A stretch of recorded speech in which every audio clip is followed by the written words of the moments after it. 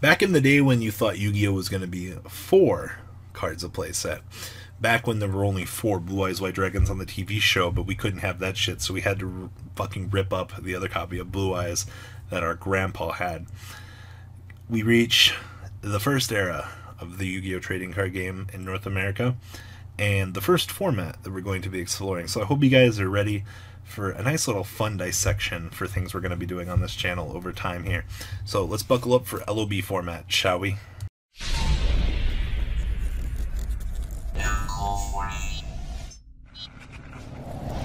I know a lot of you guys, you are so hype for older format discussions, because a lot of you guys weren't around for some of these older formats. And a little bit of background as to what's going to be going on this channel this month.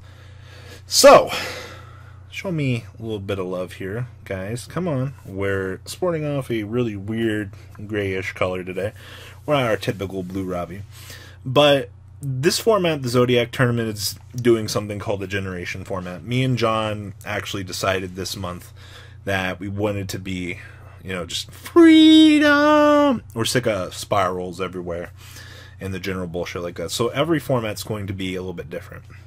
The first 5 rounds are going to literally be LOB, which you guys are watching right now, and then Metal Raiders, Spell Rulers.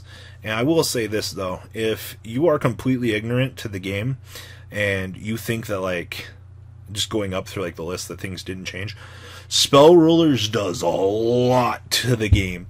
Like, whoo! I am actually utterly shocked by just the format shift that occurs. I mean, things go pretty crazy in Metal Raiders, but just the format shift up until that point, whoo, just absolutely crazy. So, LOB format is the very first format in the TCG. There was actually a ban list for this format, contrary to what a lot of people want to believe out there. It did exist, you know. Graceful Charity, or Pot of Green, Monster Reborn, Dark Hole, all limited ones. Swords of Revealing Light was at 2, and Card Destruction's at 2, but we opted to not play Card Destruction on this build. Honestly, the time that me, Bar, and Bleach have put into this list, more or so just bouncing ideas off of one another and other things. So far, this list has done very well in the LOB part of the tournament. And I just wanted to showcase this and actually discuss this, because if you look at literally just Starter Deck Yu-Gi, Starter Deck Kaiba, and Legend of Blue Eyes as like an actual whole component, you'll probably be like, oh man, this seems so bad. But this format teaches you about momentum, tempo, teaches you not to be foolish with your card choices. And things like that. And there are anti-meta cards in this set. Literally, Dragon Capture Jar. You literally have to understand that, like, in Yu-Gi-Oh! In its finest point, beat sticks are general ways to generate advantage. And as you probably have seen things like Trap Hole in this format, this card is devastating. And playing things like Soul Exchange does not go good. Losing your battle phase to answer an opponent's monster, sure, granted, you might get a 2-for-2 off the Soul Exchange, trading with a Trap Hole, but let's be real here, just how much value is that in the long run? A card that doesn't really generate you a lot of advantage, you're losing a lot, and losing that battle phase and that precious momentum damage, it really hurts. So we're going to get into the deck profile here and explain a lot of these choices. So, you guys ready? I know currently one Hane in the main deck. I know Bar and Bleach were very, very, very impartial to this, bouncing back and forth between this and the extra copy of Fissure. It's up to you. Typically this almost gets rotated out, always going into game 2 from another monster removal. But in the case of setting, especially with Swords of Revealing Light in the format, bouncing back something like Maneater Bug to your hand, or just getting a clear shot bounce back to your hand off of the Hane definitely puts you in a much better position. Triple Maneater Bug, honestly the best goddamn spot removal in this whole format, next to Trap Master. And Trapmaster literally is also value. Anytime a Trapmaster can out any of these style of cards, this card gets insane value. And Reinforcements is one of the most powerful trap cards in this format.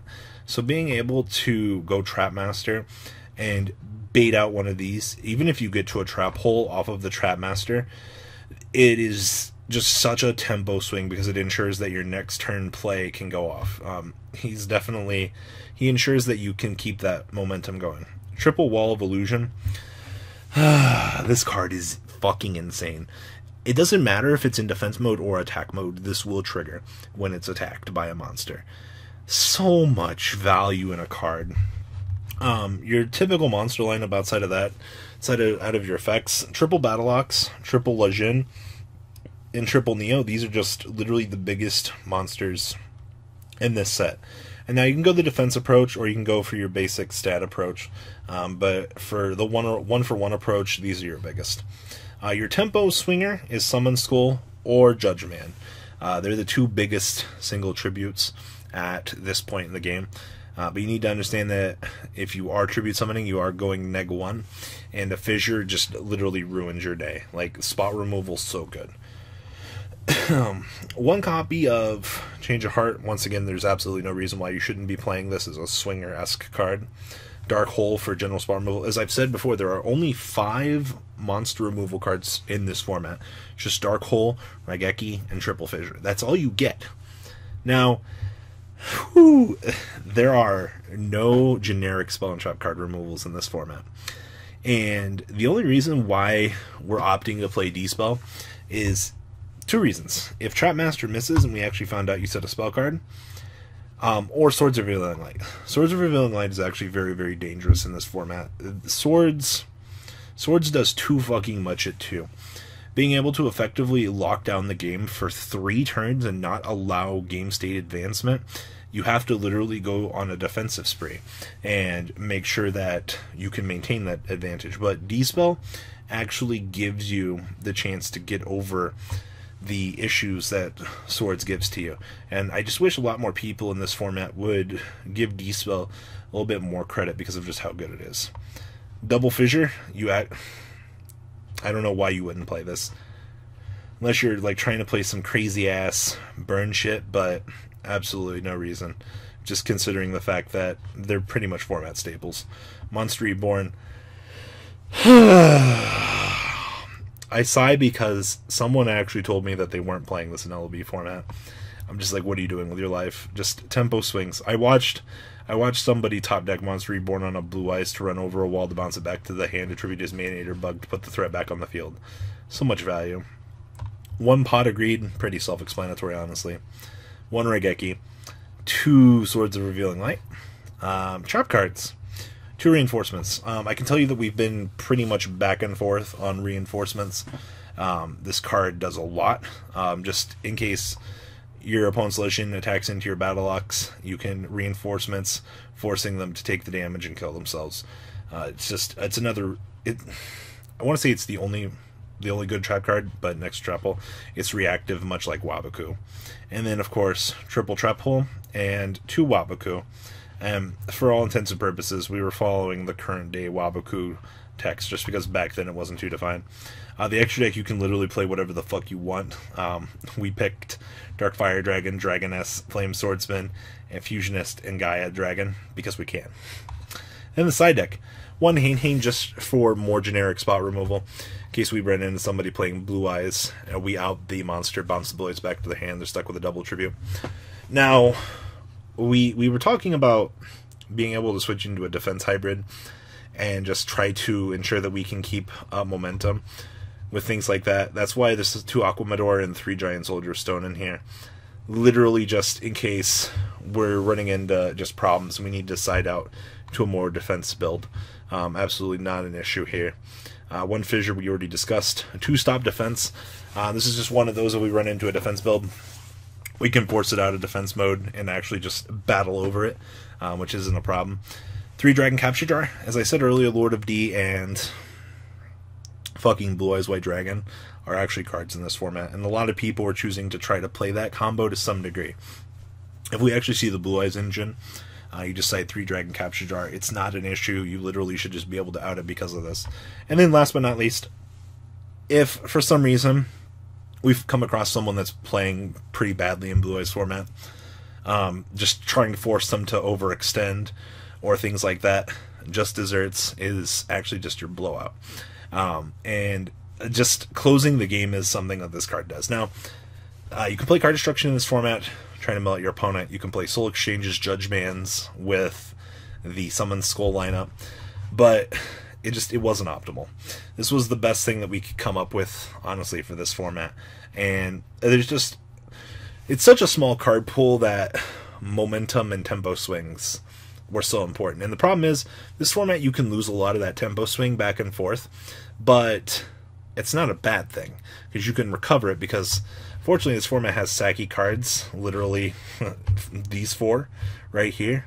This card's kind of sacky, but not so much. So, honestly, that's all I got for LB format. It's a very unexplored format, considering how small the card pool is, and there's a lot of cool things that I've seen come out of this format so far. But what do you guys think?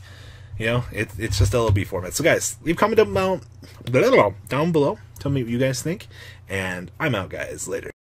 The ride never ends, guys. Make sure you enable those notifications to get the latest videos that are being posted on this channel. Make sure you guys check out VanCole40 for my Cardfight Vanguard channel, and join me and House of Champions on the Zodiac Duelist TV Twitch stream. We'll be interacting with our audiences. And please check out No Limit Gaming and LGTCG.com for the cheapest trading cards on the market. Thanks for watching, guys, and please have a good day.